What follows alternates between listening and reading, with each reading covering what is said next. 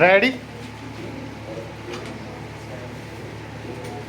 Start. ग्रामीण समाज में अक्सर ऐसी घटनाएं देखने को मिलती हैं जिसमें बचपन से लेकर जवानी तक साथ साथ पले बड़े भाइयों तक के बीच में किसी बहुत मामूली सी बात को लेकर अनबन हो जाती है।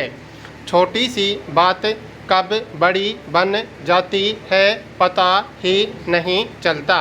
ऐसे में दोनों के बीच जिस तरह बातचीत बंद हो जाती है वह वक्त कब दिन महीनों से साल दर साल में बदलता चला जाता है समझ ही नहीं आता। स्वाभाविक है ऐसे में दोनों परिवारों के बीच में भी बातचीत बंद हो जाती है और आपस में कोई सामाजिक सहभागिता भी नहीं हो पाती। हालांकि दोनों एक दूसरे व्यक्ति के माध्यम और तरीके से एक दूसरे की खबर लेते रहते हैं। एक भाई का परिवार दूसरे भाई के परिवार के दुख के बारे में सुनकर दुखी होता है और सुख के बारे में सुनकर खुश होता है। बावजूद इसके दोनों परिवार के बीच घुलना मिलना तो दूर बातचीत तक बंद रहती है। ऐसा नहीं है कि दोनों समझौता नहीं चाहते होंगे, लेकिन दिक्कत यह रहती है कि पहले बातचीत शुरू कौन करे।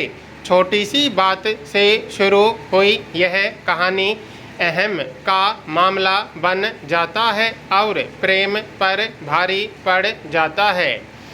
दो दोस्तों, दो रिश्तेदारों, परिवारजनों के बीच अक्सर इस तरह का मामला देखने को मिलता है। शिकायत रहती है कि उसने मुझे पहले फ़ोन नहीं किया, वह मुझे फ़ोन नहीं करता, फिर मैं क्यों करूं। छोटी छोटी शिकवे शिकायतों का यह सिलसिला लगातार चलता रहता है। फ़ोन हाथ में है और दोस्त को बस लगाना ही तो है, फिर हम अपने आप को बटन दबाने से रोक क्यों लेते हैं। ऐसा नहीं है कि यह मनोभाव एक ही व्यक्ति के मन में उमड़ती घुमड़ती रहती होगी। सभी इंसान ही हैं। ये ऐसी भावनाएं हैं जो सबके अंदर में आती जाती हैं, बस उसका बरसना बाकी रह जाता है। ऐसी घटनाएं नकारात्मक तरीके से व्यक्ति के मन में परत दर परत जमती जाती हैं और आखिर में ये किसी पहाड़ से भी बड़े स्वरूप का आकार ले लेती हैं। ये कहीं दिखती नहीं, लेकिन मन में ज़रूर खड़ी रहती है और कई बार खुन्नस, रंजिश, प्रतिशोध सहित तमाम बुराइयों को जन्म देती है। कई बार मन के भीतर प्रेम रहते हुए भी लोग इसलिए सख्त व्यवहार करते हैं कि उनका अहम उनके वास्तविक भाव पर हावी होता है। वे अपने भीतर बसे या छिपे प्रेम का भावना का प्रकटीकरण नहीं कर पाते हैं। ऐसे में सवाल यह उठता है कि आखिर ऐसा क्यों होता है।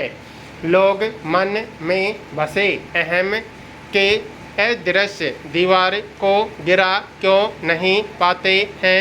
अपनी भावना को मन के भीतर कैद करने से घुटन तो जरूर होती होगी, फिर लोग इससे निजात क्यों नहीं पाना चाहते हैं।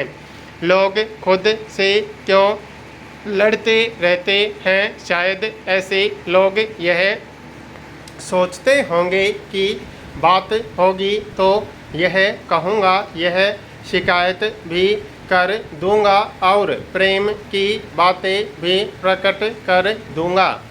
लेकिन जब आमने सामने आते हैं तो वे तमाम बातें जुबान तक नहीं आ पाती हैं, मन के भीतर ही दबी रह जाती हैं। भावना को सही तरीके से और सही समय पर प्रकट नहीं किए जाने के कारण आज के दौर में अवसाद के कई मामले सामने आ रहे हैं।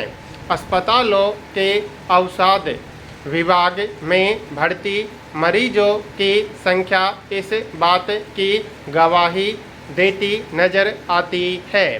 कई बार ऐसे लोग मिलते हैं जो बताते हैं कि मेरे किसी परिजन या रिश्तेदार का निधन हो गया, उनसे बहुत स्नेह था, उनसे मैं बहुत कुछ कहना चाहता था, बचपन में उनके कंधे चढ़कर खेलता था, उनके साथ उनकी थाली में बैठकर खाना खा लेता था, लेकिन किसी दिन हम बड़ा तो हम बड़ा जैसी एक छोटी सी बात को लेकर हम लोगों में तकरार बढ़ती गई और हम लोग दूर होते गए।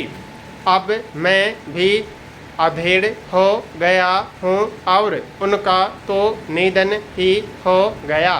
काश वे मुझे एक बार मिलते तो दिल की सारी बातों को खोलकर उनके सामने रख देता, लेकिन अब यह संभव नहीं है। जब तक थे तब तक कहा नहीं, अब कहना चाहता हूँ तो वे हैं नहीं। विडंबना यह है कि ऐसे लोग खुद पहल करके समय को थाम नहीं लेते और बाद में बस अफसोस करते रह जाते हैं। भावना को मन में दबाने के बजाय हम उसे समय पर और सही तरीके से बिना अहम के किसी के सामने प्रकट करें। क्या यह संभव नहीं है? अगर ऐसा है तो हमें करना चाहिए, क्योंकि यह अच्छा है।